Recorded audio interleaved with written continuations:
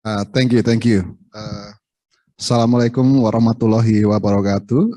Good afternoon, selamat siang, and konnichiwa to all of you.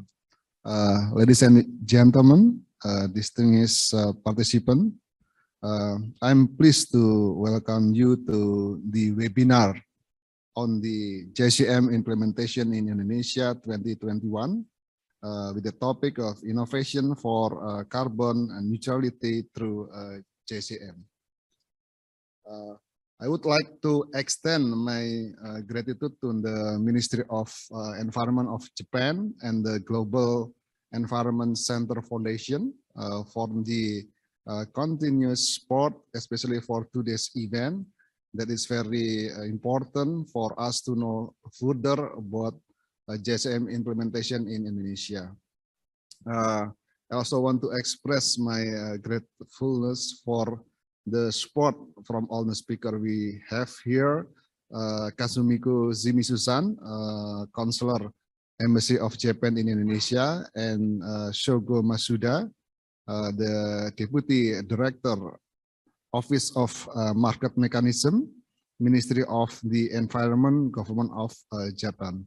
And we also have Hiroshi Takanashi, Nanako Aoyama, and Ryo Kubo from Global Environment Center Foundation.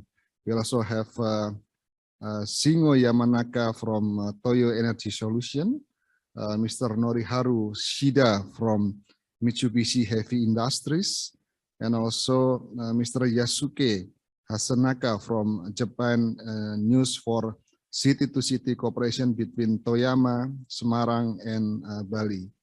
And also we have Kengo Shinomiya from Qdenko Corporation. And last but not least, the Indonesian JCM Secretariat. Ladies and gentlemen, as we already know that climate change negatively impact the sustainability and continuity of human life and the environment. Therefore, every party is trying to mitigate the greenhouse gas emission and prevent the uncontrollable increase of average Earth temperature. So, responding to these talks and meetings from the international to a local level have been conducted everywhere to find the proportionate equilibrium contribution from each country. In the past, we know that the Kyoto Protocol served as an international agreement calling the industrialized nation to reduce greenhouse gas emission significantly. However, the world realized that even beyond 2020, which is the end of the second period of Kyoto Protocol, climate change will still need to be addressed. We know that the Paris Agreement was adopted by nearly every nation in 2015, including Indonesia and Japan, as an environmental pact that addresses climate change and its adverse impacts. But in the area of climate action, instead of segregating the responsibility between developed and developing countries, the Paris Agreement pursues an ambitious and active contribution from each party.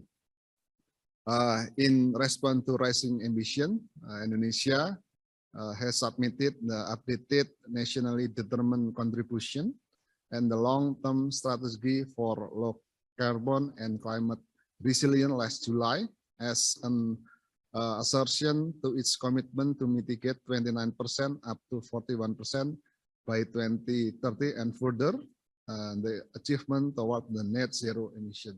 So this is a big momentum that requires active reaching out to all stakeholders, local and international partners, including the private sector as the most frontline technology implementer in the greenhouse gas mitigation. However, this work still faces a number of challenges. As a developing country, Indonesia, we have a limitation in financing, technology, and capacity resources. Long before the Paris Agreement was concluded, a series of talks between Indonesia and Japan had been taking place to find a solution on how the efficient and effective greenhouse gas mitigation could be carried out in a concrete manner. As a result, the bilateral cooperation through the JCM was signed in 2013, aiming at supporting low carbon development in Indonesia. After running for 8 years, we are happy to report that there are 44 projects implemented in the renewable energy and energy efficiency sector, in which 12 of them have issued carbon credit. From the project participant, we had learned that the greenhouse technology supported their performance in production. Furthermore, the successful implementation also bring a spillover effect, encouraging other parties to acquire the low carbon technology beyond the GCM scheme. In addition to the benefit from the implementation of project, JCM also participated in building capacity and raising awareness on climate action, including the new arrangement under the Paris Agreement.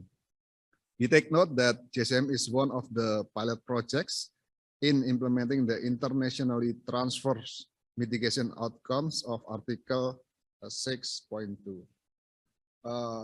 In today's webinar, we are honored with the presence of speakers from the Ministry of Environment of Japan and the Global Environment Center Foundation that will discuss Japan policy for carbon neutrality and role of JCM.